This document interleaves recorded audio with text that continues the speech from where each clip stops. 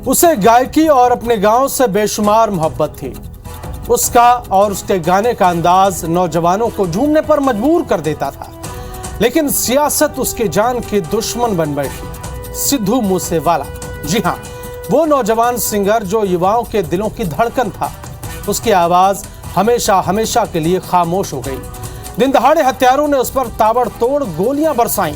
इस सनसनीखेज वारदात के बाद पूरा देश सन्न है।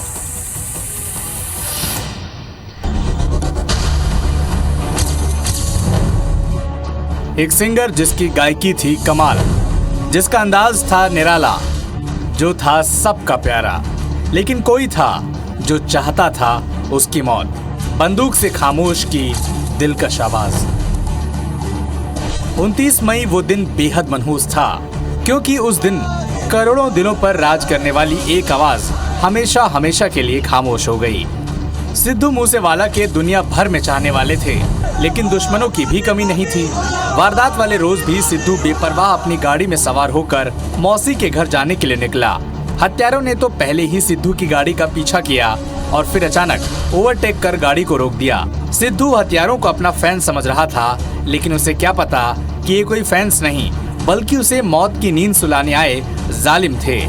इत्तेफाक देखिए, सिद्धू की पिस्टल में महज 2 ही गोलियां थी। हमलावरों के हमला करने पर उसने गोलियां चलाई, पर जब उसकी गोली खत्म हो गई तो हत्यारों ने गाड़ी के टायरों में गोली दाग दी। इसी बीच वहां एक और गाड़ी आ खड़ी हुई, जिसके बाद हमलावरों की संख्या बढ़ गई। इसके बाद गाड़ी के बोनट पर चढ़कर हत्यारों ने सिद्धू पर अंधाधुंध गोलियां बरसाई।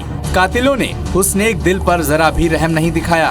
उसके सीने में तब तक गोलियां दागते रहे जब तक कि सारी गोलियां खत्म नहीं हो गई। इसके बाद जब तय हो गया कि सिद्धू की मौत हो गई है, हत्यारे भाग निकले। वारदात के चश्मदीद और सिद्धू के जख्मी साथी गुरविंदर और गुरप्रीत सिंह ने इसकी जानकारी पुलिस को दी थी। दरअसल पंजाबी गायक सिद्धू मूसेवाला की हत्या के लिए करीब 8 महीने पहले नेपाल के जरिए हथियार मंगाए गए थे। गैंगस्टर लॉरेंस बिश्नोई ने पुलिस को बताया कि उसने गैंगस्टर के जरिए गोल्डी बराड़ को खबर पहुंचाई थी। लॉरेंस ने यह भी बताया कि वो मिक्की मिड खेड़ा को बड़े भाई की तरह मानता था।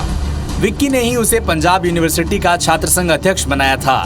दिल्ली पुलिस की स्पेशल सेल ने गैंगस्टर लॉरेंस को पूछताछ के लिए 5 दिन के लिए रिमांड पर ले लिया है। शुक्रवार को भी उससे कई घंटे पूछताछ की गई। लॉरेंस बिश्नोई ने बताया कि उसने पंजाबी गायक की हत्या के लिए आधुनिक हथियार बहुत पहले से मंगवा लिए थे। स्पेशल सेल अब लॉरेंस से ये पूछताछ कर रही है कि हथियार किस देश से और कैसे मंगवाए गए थे। हथियार मंगवाने के लिए पैसे का लेन देन कैसे हुआ था।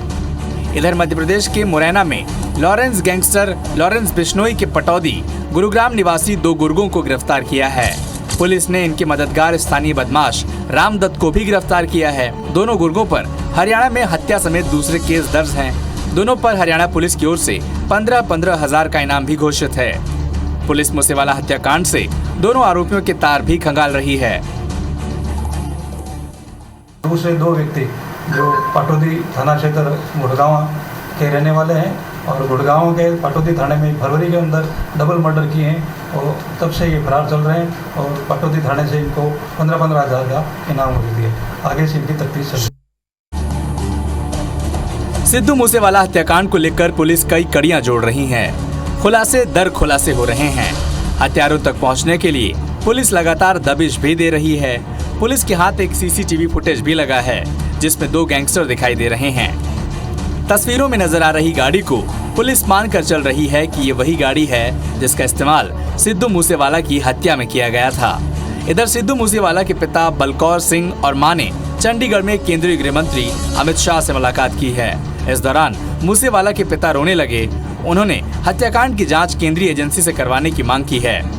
फिलहाल ये जांच के बाद ही पता चलेगा कि आखिर क्यों एक उभरते सिंगर की जिंदगी इतनी बेरहमी से खत्म कर दी गई। Report IBC 24।